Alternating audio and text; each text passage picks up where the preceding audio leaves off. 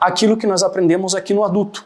Posso começar com os golpes dorsais, alternar com compressões abdominais ou compressões torácicas. A diferença é que pode ser que eu precise me ajoelhar atrás dessa criança devido ao seu tamanho, mas as três técnicas podem ser realizadas em crianças acima de 1 ano.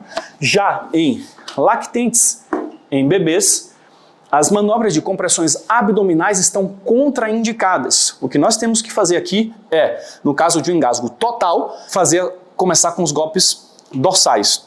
Se for um engasgo parcial, o bebê estiver tossindo de alguma forma efetiva, nós podemos posicioná-lo em posição lateral de segurança assim no braço, com o rosto virado para o socorrista e observar se tem algo aqui na boca saindo, enxugar e tentar retirar, caso tenha algo facilmente visível, mas tem que permitir que ele tussa para ele expelir esse corpo estranho.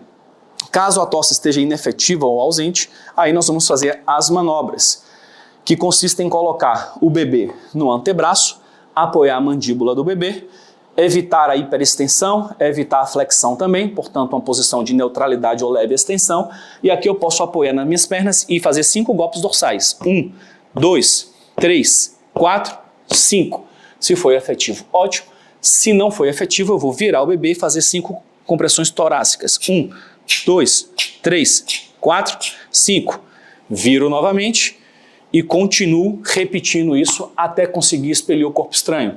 Uma alternativa a essa técnica consiste em fazer aqui, ó, sentado em uma cadeira, onde eu posso apoiar aqui o bebê dessa forma. 1, 2, 3, 4, 5.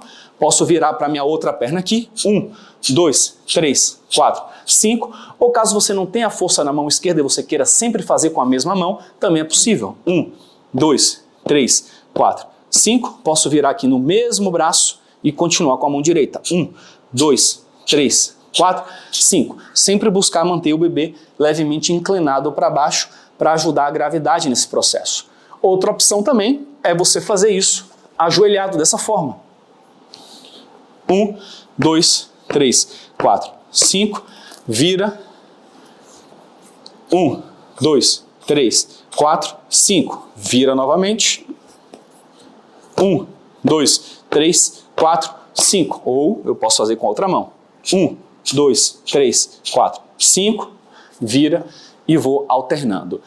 É importante também saber orientar de forma simplificada essa técnica por telefone. Pode ser que alguém te ligue por saber que você tem essa capacitação, desesperado, uma mãe, um pai, pedindo o que fazer com o bebê engasgado. Nesse caso, você por telefone tem que simplificar. Olha, mãe, coloca ele de barriga para baixo em cima do seu braço, com a cabeça inclinada e bate no meio das costas, em cima. Isso, vai lá.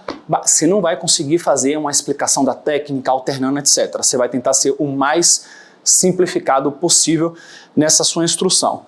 Por último, a última coisa muito importante que pouco se fala de engasgo são as medidas de prevenção. Assim como um trauma, assim como um afogamento, o ideal é que o engasgo não aconteça. E algumas medidas existem para isso. Por exemplo, evitar que uma criança ou um adulto fique conversando enquanto come. Não é só uma falta de educação. Está com a boca cheia, é um risco muito grande você estar conversando e pior ainda, é rindo ou gargalhando, porque na hora que você puxa o ar, caso tenha algum alimento na sua boca, ele pode vir parar na via aérea. Importante também ter foco no que você está fazendo no momento que você está se alimentando, evitar estar andando, correndo, brincando enquanto está se alimentando, evitar deixar objetos pequenos ao alcance de crianças pequenas. Então, crianças abaixo de 4 anos, elas não devem ter acesso a objetos com menos de 4 centímetros de diâmetro. Existe uma regrinha prática que é um rolo do papel higiênico. Caso algum brinquedinho passe por esse rolo, esse brinquedo ele não tem o tamanho adequado para uma criança de menos de 4 anos estar utilizando. Outra coisa muito importante é supervisionar as crianças que estão se alimentando o tempo todo. Você não pode deixar uma criança se alimentar sem supervisão, assim como você não pode deixar uma criança próximo de uma piscina, de uma lagoa, do mar, de um espelho de água, sem que haja a supervisão do adulto. Portanto, essa foi nossa aula prática resumida do que fazer em caso de engasgo, também conhecido como obstrução das vias aéreas por corpo estranho, que pode acontecer de forma parcial e aí o paciente vai tossir, nós temos que incentivar a tosse, ou pode acontecer de forma total ou severa, e aí o paciente pode fazer aquele sinal universal da asfixia, não consegue mais respirar e aí eu tenho que fazer a manobra. Existem 3 manobras: golpes dorsais, compressões abdominais e compressões torácicas. Sempre que possível, eu vou combinar 2 dessas técnicas fazendo 5, 5, 5, 5.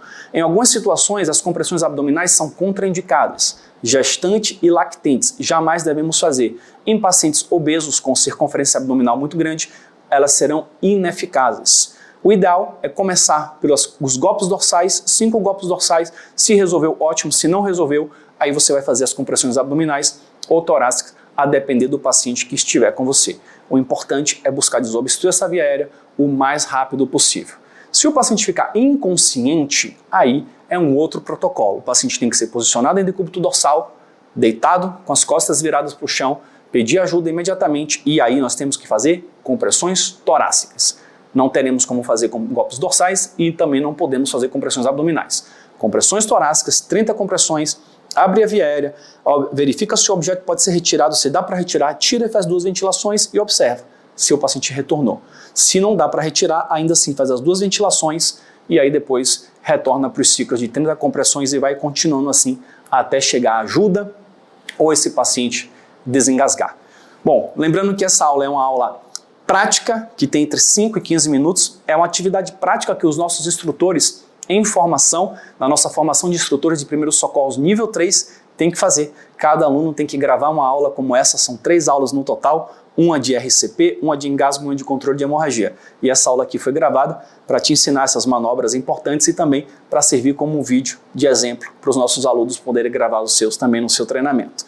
Caso você esteja assistindo esse vídeo no YouTube, deixe o seu joinha, deixe o seu like, se inscreva no canal e coloque aqui nos comentários alguma pergunta, alguma observação adicional. Obrigado por ter acompanhado até aqui, um grande abraço, tchau, tchau.